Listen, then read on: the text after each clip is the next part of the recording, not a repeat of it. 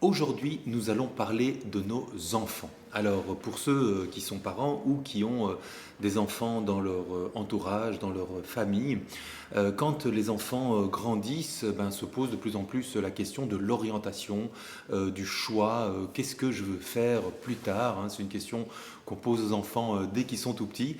Et à certaines périodes de la vie, comme par exemple quand on arrive à la fin des études secondaires, avant de s'engager dans soit un métier, soit des études supérieures, vers les 17-18 ans, ben, cette question devient vraiment cruciale. Pourquoi est-ce que je vous partage ça aujourd'hui? Parce que la semaine passée, eh bien, j'ai passé une semaine à co-animer avec Larissa Joachim une retraite pour des jeunes adultes, 17-18 ans, qui ont encore une demi-année de scolarité avant bah, de faire des choix super importants pour eux, pour se positionner dans leur vie. Et bah, c'était une expérience extrêmement riche. Donc pour moi, c'était une première hein, d'animer comme ça 5 jours de retraite avec des jeunes. Larissa, c'est vraiment sa spécialité. Elle s'est basée sur le modèle des 4 héros. Et donc cette retraite était dans le cadre scolaire, donc une école de 1500 élèves, avec 250 élèves qui arrivent d'études secondaires et donc à qui on propose une trentaine de retraites différentes, des retraites la plupart sur le thème religieux, hein, donc c'est une école catholique, et certaines retraites a priori plus laïques, donc en tout cas avec pas spécialement une connotation religieuse. Et donc je trouvais ça super que cette école ait proposé à ses élèves hein, la méthode des 4 héros, entre autres pour les aider à définir leur projet de vie. J'ai trouvé ça une magnifique reconnaissance voilà, pour le modèle et pour tous les animateurs qui portent ces ateliers, aussi bien pour les adultes que pour les jeunes d'ailleurs.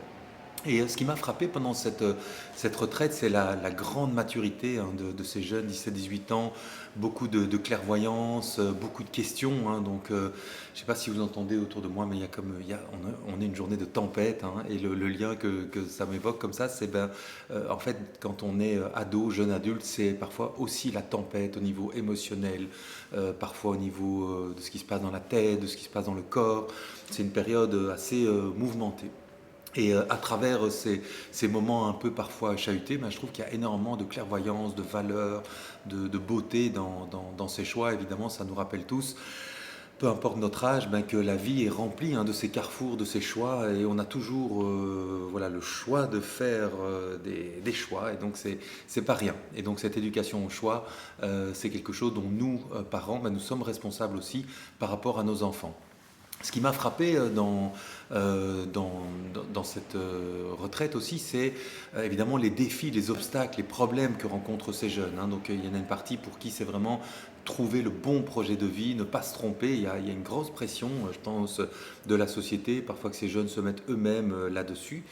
Et un autre défi, un autre problème auquel je n'avais pas spécialement donné autant de place et d'importance, eh bien, c'est bizarre, mais c'est nous, les parents. En fait, un des grands problèmes pour pas mal de ces jeunes, eh bien, c'est nous, les parents. C'est assez fou, mais certains parents bah, qui sont parfois trop présents, hein, des parents poules, parfois des parents trop peu présents, donc absents, certains qui mettent une grosse pression, la peur de décevoir les parents, la charge là-dessus est vraiment très très impressionnante. Parfois pas assez de reconnaissance non plus.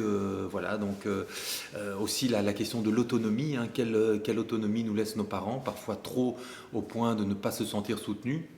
Et parfois pas assez parce qu'on a besoin à cet âge-là de commencer à vraiment prendre ses responsabilités, à vouloir vivre et sentir cette autonomie quand on devient un jeune adulte. Et donc, en tant que parent, ben, nos parents n'ont pas été parfaits avec nous. Hein.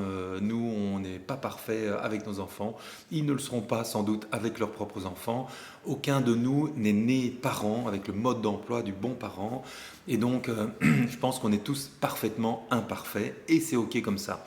Et voilà. Par contre, ce qui est intéressant, c'est qu'on a un grand impact sur des moments comme ça de croisement de vie pour nos enfants. Et ça, c'est pas rien. Donc, je le mesurais dans cette retraite. Les parents sont vraiment au cœur du sujet pour une bonne partie de ces jeunes.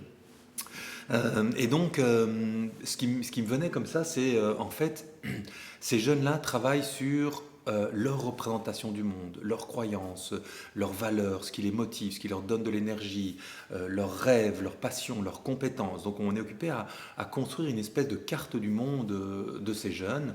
Et dans cette carte du monde, il y a comme une couche de nuages qui vient se superposer au-dessus, qui est en fait la carte du monde des parents, notre carte du monde à nous. Et donc c'est intéressant parce que si on veut rendre service à nos jeunes, eh bien peut-être que c'est de prendre conscience que nous aussi, nous avons une carte du monde dans laquelle on a nos croyances. Pour certains d'entre nous, mais ça va être par exemple, j'aimerais que mes enfants aient la sécurité financière. D'autres, ça serait, j'aimerais qu'ils puissent réaliser leurs rêves, qu'ils puissent s'en sentir, laisser libre cours à leur expression créative. Voilà. Et donc, on a toute une série de représentations qu'on se fait sur nos enfants et bien souvent qui sont liées à notre propre histoire, à celle que nous-mêmes nous avons vécue avec nos parents ou nos expériences professionnelles, amoureuses, amicales, sociales, dans laquelle on a construit toute une série de croyances. Je pourrais avoir la croyance par exemple que ben, la priorité, c'est d'abord la sécurité matérielle. Une fois que la sécurité matérielle est bien établie, ben, on peut commencer à vivre ses rêves, on verra après.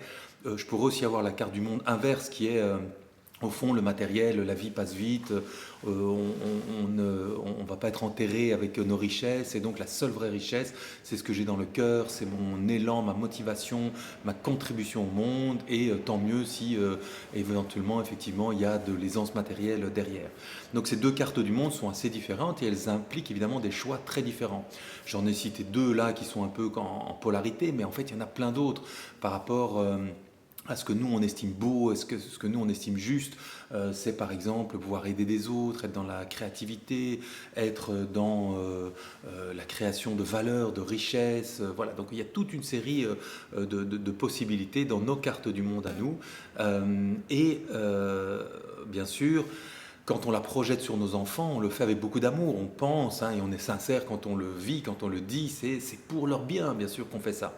Sauf que du point de vue des enfants, c'est pas toujours vécu comme ça, c'est parfois vécu comme quelque chose d'absolument contraignant, emprisonnant et quand on dit à un jeune, voilà, c'est important que tu fasses tel type d'études, etc., parce que, et je projette là-dessus mes raisons à moi, ben pour lui, ça peut parfois rentrer en contradiction avec sa carte du monde. Et donc, si par exemple je projette sur mon enfant la sécurité matérielle, gagner bien sa vie, et que lui est dans un rêve d'exploration, de créativité, de contribuer au monde, etc., ça va être compliqué pour lui d'arbitrer à un âge où en fait il n'a pas toutes les réponses. Et donc, les enfants par contre sont conscients qu'on fait ça par amour pour eux. La plupart du temps, ils font la différence, ils disent ah, mes parents sont chiants, ils m'empêchent de nanana, mais je sais qu'ils font ça parce qu'ils m'aiment et parce qu'ils veulent mon bien, mais qu'est-ce que ça m'étouffe, voilà. Donc il y a un peu cette contradiction.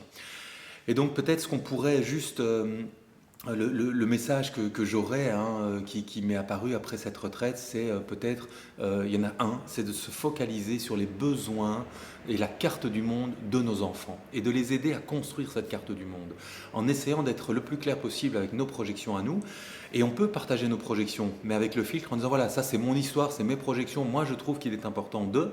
Mais par contre, toi, c'est quoi tes besoins? C'est quoi ta carte du monde? C'est quoi qui t'anime le matin quand tu te lèves, quand tu te projettes dans l'avenir, dans ce qui t'anime déjà aujourd'hui?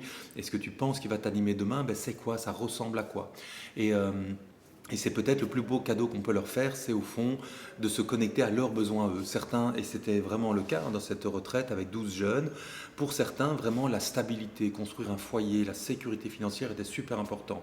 Pour d'autres, c'était juste le côté artistique, en disant aucun levier de sécurité, de finance, etc. C'était vraiment laisser libre cours à l'artiste qui est en moi, lui laisser sa chance, lui laisser quelques années pour s'exprimer, et on verra après ce qui devient. Pour d'autres, c'était vraiment hyper clair. Je vais faire un métier où je vais contribuer, je vais aider, je vais soigner, je vais donner de l'amour aux gens, je vais aider des personnes en difficulté. Voilà. Et de nouveau, l'aspect matériel était peut-être parfois moins important, l'aspect créatif parfois moins aussi. Voilà. Et donc, toutes ces cartes du monde, il n'y en a pas une ou l'autre qui sont plus belles que les autres, elles sont juste toutes vraiment différentes. Une fois qu'on les a identifiées, mais c'est comment on va pouvoir, avec notre enfant, pouvoir se mettre au service de son projet et je ne dois pas oublier mes besoins à moi, mes croyances à moi, mais voir comment elles peuvent être au service du projet de mon enfant qui à un moment va vivre sa vie d'adulte comme nous on vit la nôtre en fait, et que ben, on a quitté nos parents, on a vécu notre vie, on a quitté leurs projections. Ils peuvent toujours en avoir comme nous on pourrait toujours en avoir sur nos enfants. Mais aujourd'hui, on est devenus des adultes qui faisons nos projets pour nous. Et bien, au plus tôt on va offrir cette chance à nos enfants, au plus tôt on en fera des adultes libres, épanouis, heureux, et avec qui, du coup, il sera peut-être plus facile aussi d'avoir de bonnes relations.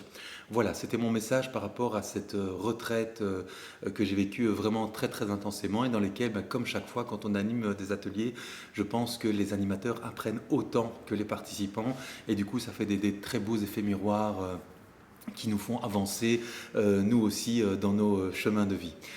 Voilà, je vous souhaite le meilleur, je souhaite le meilleur à nos enfants au sens large, hein, tous les enfants de la planète, tous les enfants, les nôtres et ceux des autres, ceux qui sont à côté de nous, ceux qui vont faire la planète de demain.